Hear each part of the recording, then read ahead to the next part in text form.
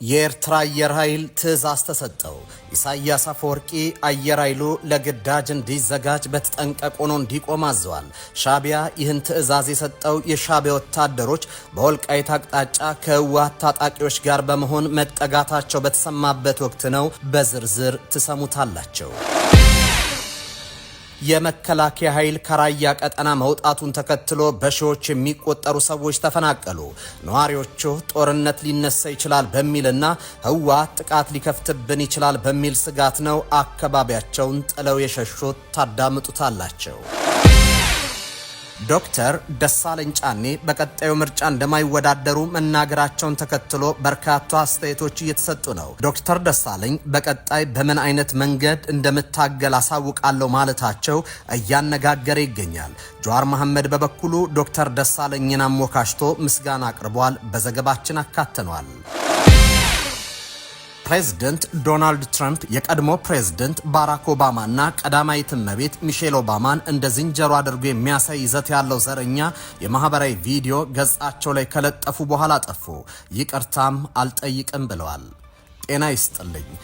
የዕለቱን ዜናዎች ይዘን ቀርበናል።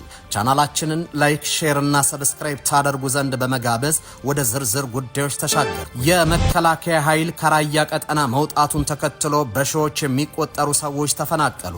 ነዋሪዎቹ ጦርነት ሊነሳ ይችላል በሚልና ህወሓት ጥቃት ሊከፍትብን ይችላል በሚል ስጋት ነው አካባቢያቸውን ጥለው የሸሹት።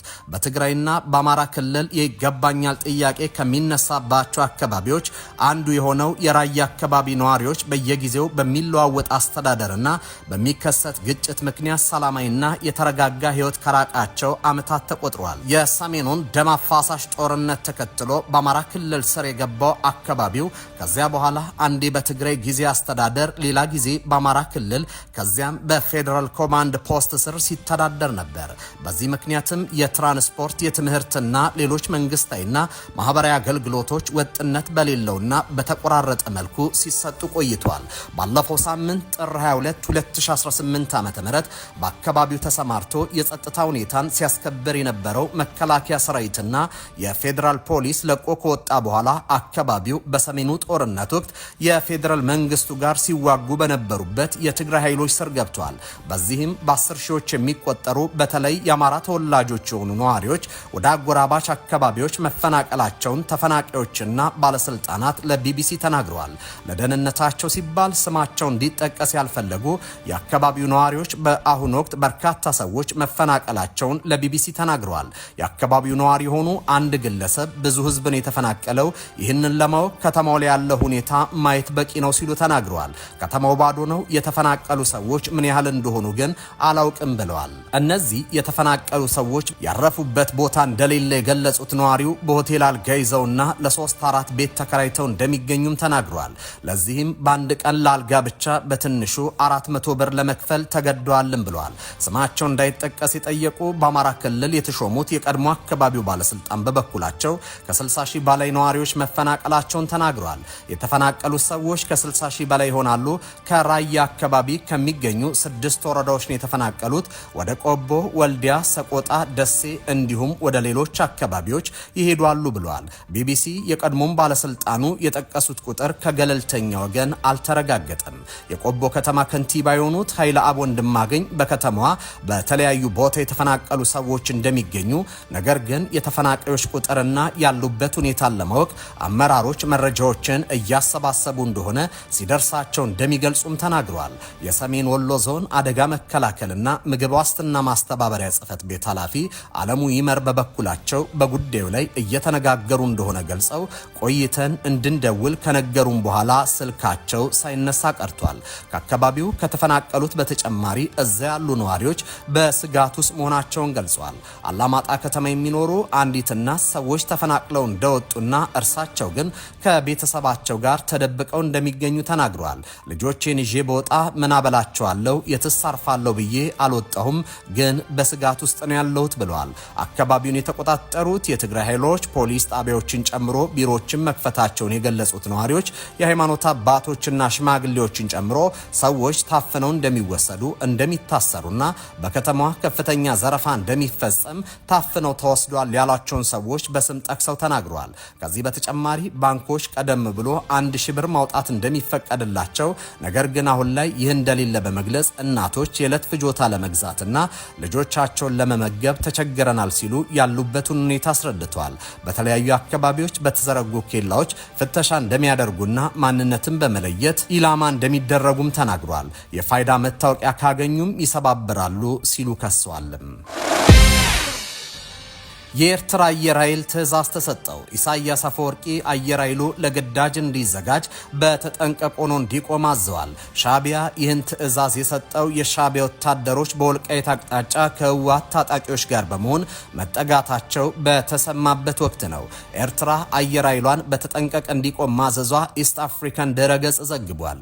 ኢትዮጵያ አደገኛ ጄቶችን ሚሳኤሎችንና ድሮኖችን ይፋ ማድረጓን ተከትሎ አዳዲስ ሚግ ጄቶችን የታጠቀችው ኤርትራ አየር ኃይሏን በተጠንቀቅ እንዲቆም አዛለች ተብሏል። ሆኖም ኤርትራ የታጠቀቻቸው መሳሪያዎች ይፋ ያደረገች ሲሆን ዓለም አቀፍ ተቋማት በበኩላቸው የኢትዮጵያ ኤርትራ አየር ኃይል ለንጽጽር የማይቀርብ ነው ሲሉ ይፋ አድርገዋል። የኢትዮጵያ አየር ኃይል 9ኛ ዓመት ክብረ በዓልን አስመልክቶ ጠቅላይ ሚኒስትር አብይ አህመድ ባደረጉት ንግግር እንደ አውሮፓውያኑ በ2030 የኢትዮጵያ አየር ኃይል አቅምን ወደ 5ኛ ትውልድ ለማሸጋገር እቅድ መያዙንም ተናግሯል። ጠቅላይ ሚኒስትሩ በንግግራቸው የኢትዮጵያ አየር ኃይል አቅም የሚገኝበት ዘመናዊ ቁመናን በመግለጽ ሀገሪቱን ለሚገዳደሩ ኃይሎች ማስጠንቀቂያ ያዘለ መልእክት ማስተላለፋቸው ይታወሳል።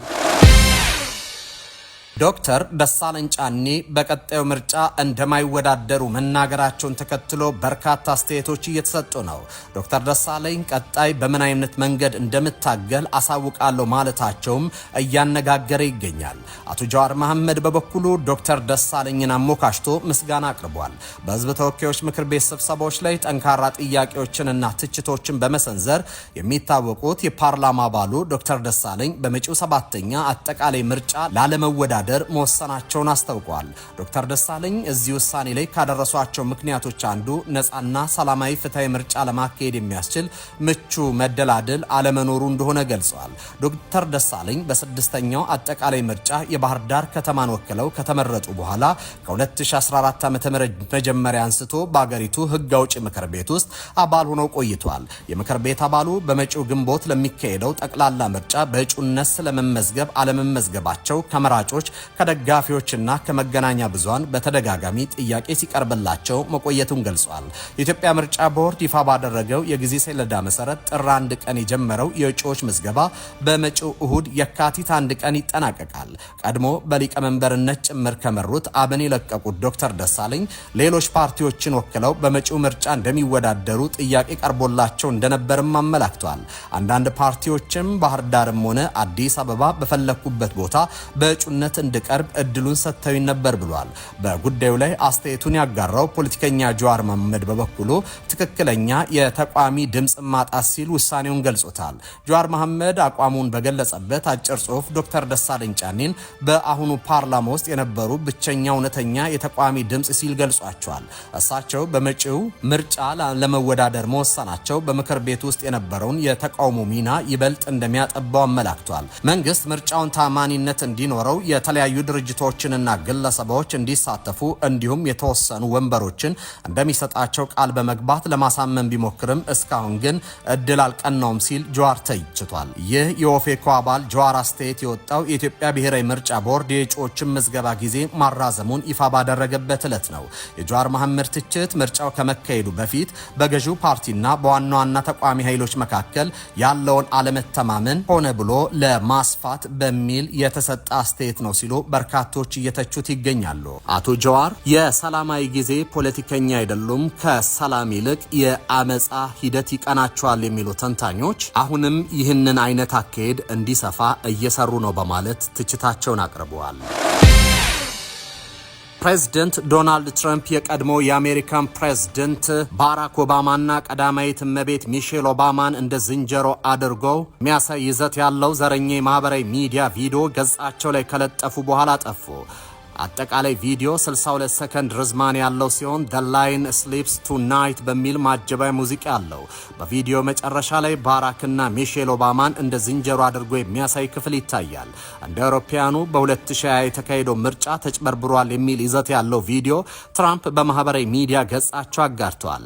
ትራምፕ ለጋዜጠኞች በሰጡት ማብራሪያ ምንም ስህተት አልሰራውም፣ የቪዲዮ መጀመሪያ ክፍል ብቻ ካየው በኋላ ነው የቢሮ ሰራተኞች የለጠፉት። ኦባማዎችን በዚያ መንገድ የሚያሳይ ክፍል እንዳለው አላወኩም ብሏል። ጥቁር አሜሪካዊው ሪፐብሊካን ሴናተር ቲም ስኮት በዋይት ሃውስ ያየውት እጅግ ዘረኛ ነገር ነው ሲሉ ተችቷል። ዋይት ሃውስ መጀመሪያ አካባቢ ተቺዎችን ሐሰተኛ ቁጣ ታስተጋቡ ብሎ ቢያጣጥልም ውግዘቱ ሲበረታ ቪዲዮን ከትራምፕ ትሩዝ ሶሻል ገጽ እንዲጠፋ ተወስኗል። ዋይት ሃውስ በኋላ ላይ በስተት ቪዲዮ እንደተለጠፈ ገልጿል። ኤክስ ላይ ይዘት የሚያጋራው ወግ አጥባቂ ዜሪያንስ የሰራው ቪዲዮ ጥቁር ሕዝብን ከዝንጀሮ የሚያመሳስል ዘረኛ ይዘት ነው። ትራምፕ በኤርፎርስ አውሮፕላን ላይ ሆነው ለጋዜጠኞች በሰጡት መግለጫ ብዙ ሺህ ነገሮችን ነው የምንመለከተው። ቪዲዮ ትንሽ ካየው በኋላ ሙሉውን እንዲመለከቱ ብዬ ለሚመለከታቸው ሰጥቻለሁ ብለዋል። ምርጫ መጭበርበሩን በተመለከተ ቪዲዮ ያስተላለፈው መልእክት ትክክለኛ እንደሆነም ተናግረዋል። የትራምፕ ደጋፊዎች ሳይቀር ቪዲዮ ዘረኝነትን በመግለጽ ከገጻቸው እንዲወገድ አሳስበዋል። ሪፐብሊካኑ የኒውዮርክ ተወካይ ማይክ ላውረር በጣም የተሳሳተና አስቀያሚ ይዘት ነው፣ በአፋጣኝ ይቅርታ መጠየቅ አለበት ብለዋል። ቪዲዮ ከትራምፕ ገጽ ከወረደ በኋላ ትችቱ ቀጥሏል። የቢቢሲ የአሜሪካ ጋር ሲቢኤስ እንደዘገበው የትራምፕ ወዳጅ የሆኑት የፍሎሪዳ ተወካይ ብራያን ዶናልድስ ቪዲዮን ከለጠፉ በኋላ ወደ ዋይት ሃውስ ደውለው ቁጣቸውን ገልጸዋል። ፕሬዝደንቱ የጣሉበትን ኃላፊነት ያልተወጣ አንድ ሰራተኛ የሰራው ስህተት ነው የሚል ምላሽ እንደተሰጣቸውም ተዘግቧል። የቀድሞ የኢራን የኒውክሌር ተደራዳሪ ሰይድ ሁሴን ሙሳቢያን በኢራንና በአሜሪካ መካከል እየተካሄደ ባለው አዲስ የድርድር ዙር ሁለቱም ወገኖች ለጋራ ስምምነት ጥረት እያደረጉ መሆኑን ገለጹ። ሆኖም ግን ወደፊት አስቸጋሪ ሁኔታዎች እንደሚጠብቁም አስጠንቅቋል። ሙሳቢያን እንደገለጹት የድርድሩ ዋና ማነቆ የኢራን የኒውክሌር መርሃ ግብር ሰላማዊ መሆን አለመሆን ሳይሆን የእስራኤል ቀይ መስመሮች ናቸው። እንደ እርሳቸው ገለጻ እስራኤል በመካከለኛው ምስራቅ ሁለት ዋና የበላይነት ትፈልጋለች። የመጀመሪያው የኒውክሌር የበላይነት ሲሆን ሁለተኛው የወታደራዊ የበላይነት ነው። ተደራዳሪው አክለውም ኢራን ከነዚህ ከሁለቱ የእስራኤል ቀይ መስመሮች አስቀድማ መሻገሯን ገልጿል። ኢራን ከወሰነች የኒውክሌር ቦምብ የመስራት አቅም አላት። በሌላ በኩል ጥቃት ሲሰነዘርባት በእስራኤል ላይ አጸፋዊ እርምጃ መውሰድ እንደምትችል አሳይታለች ብሏል። ሙሳቢያን ለችግሩ ዘላቂ መፍትሄ ይሆናል ያሉት በዓለም አቀፍ የአቶሚክ ኢነርጂ ኤጀንሲ ቁጥጥር ስር የሚገኝና በኢራንና ሳውዲ አረቢያ፣ ቱርክ፣ ግብጽና ሌሎች የፋርስ ባህረ ሰላጤ ሀገራት በጋራ የሚመራ ባለ ብዙ ወገን የኒውክሌር ማበልጸጊያ ተቋም መመስረት እንደሆነም ተናግረዋል። ተመልካቾች ለሰዓቱ የነበሩን ዜናዎች እኚህ ነበሩ። በያላችሁበት ሰናይ ጊዜ ይሆንላቸው።